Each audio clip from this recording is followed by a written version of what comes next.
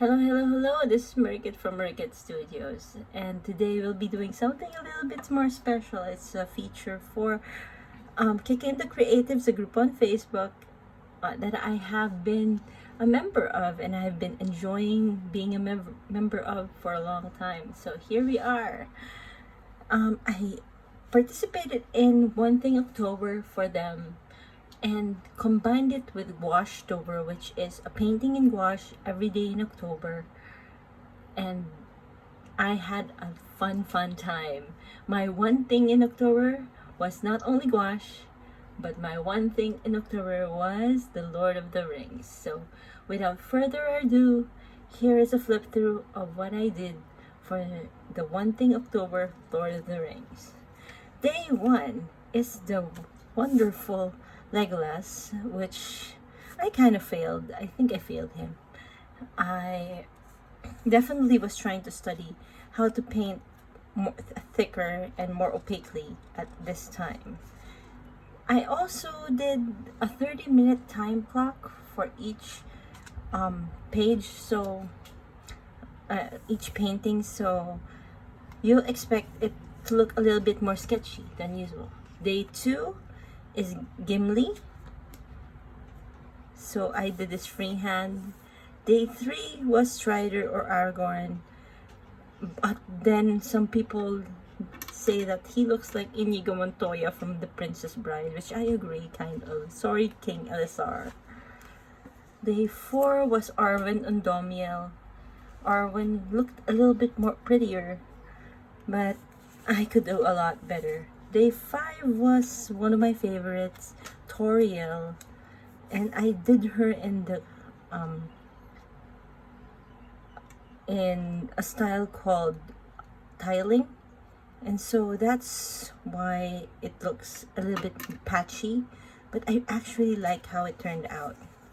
Day 6 was Medros, the creator of the Silmarils and the Silmarillion, and I was doing this weird mix of the patchy ones for the face and then softer ones for strokes for the hair, and I think it looks fine.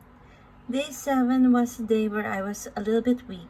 I did Fingon, and well, he looks funny to say the least. Day 8, I did Thorin, Oakenshield.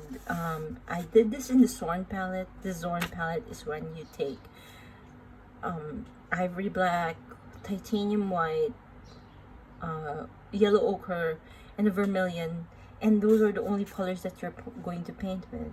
I'm very proud of this because I actually painted this a little bit more opaque than I would usually do. So Thorin looks amazing. Day 9, I did Glorfindel, which I did in the watercolor style using gouache because I didn't really want to darken him up. So there we go. Day 10 and 11 were actually my favorites. This is Boromir and Faramir, the brothers of Gondor, the sons of Gondor. And I really love it because I actually detailed a lot of their clothes, which I never do because I hate fabric. Fabric is my bane, so this one I am very proud of. I actually did a little bit of backgrounds as well.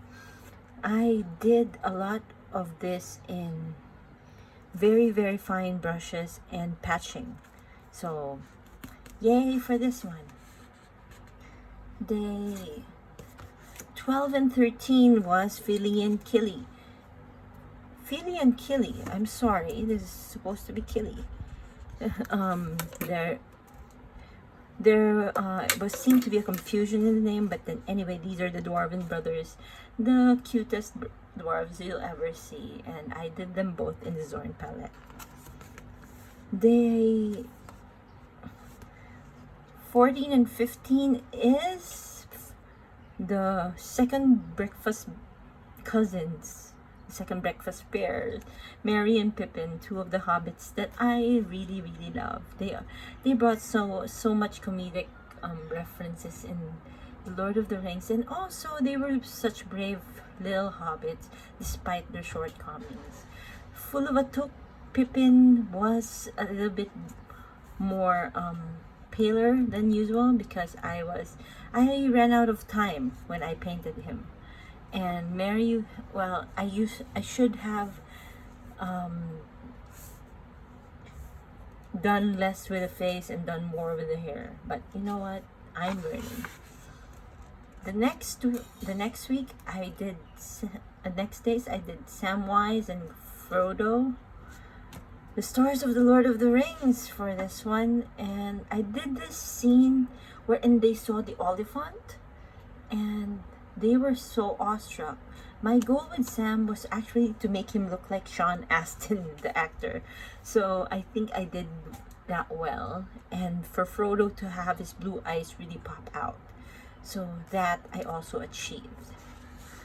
I actually like how Frodo turned out too. The next couple of days, I did Eowyn and Eomer from Rohan, the Kingdom of Rohan, the Shield Maiden of Rohan, and the Captain of the Rohirrim. So these I did in sketchy styles, and I actually had fun with this. I thought I did Eowyn less justice because I should have drawn her in her pretty face, but I really wanted to draw her when she was so badass and, you know, doing her thing. I loved the scene when she said, "I am no man." So this is that scene. And I wanted to show that she was in the heat of battle, so that's where the abstract background came from.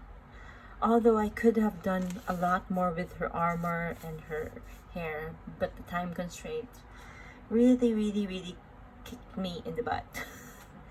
So here we are with Eomer. I had fun doing his helmet and his blonde hair, although he does look a little cross-eyed.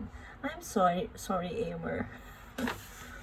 The next few days I did two wizards that you might be familiar with, Saruman the White, or Saruman of the Multicolors, and Gandalf the Grey.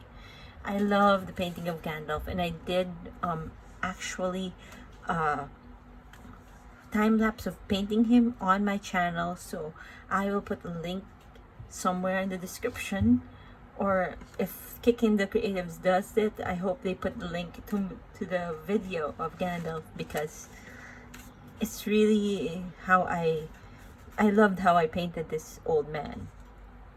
Meanwhile, Saruman, I am very proud of him because I actually did hands for this one, and I barely do because appendages are not my strong suit. The next couple of ones are Radagast the Brown and Treebeard. Both of them are shepherds of the forest protectors, nature protectors, and yeah, I had fun conceptualizing Radagast and Treebeard as well, because there are not a lot of fan art or pictures of Radagast nor Treebeard. And the next day I did Bilbo Baggins, and I did this in a day, and there's a video of my process wherein I shared my process of doing Ian Holm and Martin Freeman as Bilbo Baggins, and I completely enjoyed that process as well. Then we had Galadriel, although I think I should have done her in a different way. This is my Galadriel, and she's the Lady of the Wood. The next few days were my weakest ones, Thranduil and Elrond and Thranduil. And yeah, you can see now that I was getting really tired of the 30-minute time constraint, and I wish that I could have painted him more. Although I really like how the blues turned out and how light he became, and I was also proud of Elrond and his face. This is one of my favorite pictures that I painted for Washed Over. This is Gollum, and I love how his little eyes turned out and his expression, although I could have done more to texturize his face and everything, but yes, again, I was stuck with the time limit. Then we have Sauron. I stuck black paper into my sketchbook and actually painted on black paper really fast, and I did this impulsively and quickly, and I was happy with the results. And finally, for the last of the Gouache challenge, I did J.R.R. Tolkien. I love how I did this one because it seems like it was a picture of a man who is happy finally finishing his work and is grateful that people love his work. I love this picture of J.R.R. Tolkien, and I would probably paint him better in a separate piece of paper probably. And that, my friends, is my Gouache entry for the year of 2019. I am looking forward to doing more. And if you want to see a full sketchbook tour, flip through of this sketchbook and another sketchbook of mine, please feel free to visit my YouTube page and my Facebook page. And all I can say is, if you want to learn more about any medium or anything, as Bob Ross says, talent is pursued interests. So pursue it, practice more, and just create. Alright, great. Alright, guys. Bye.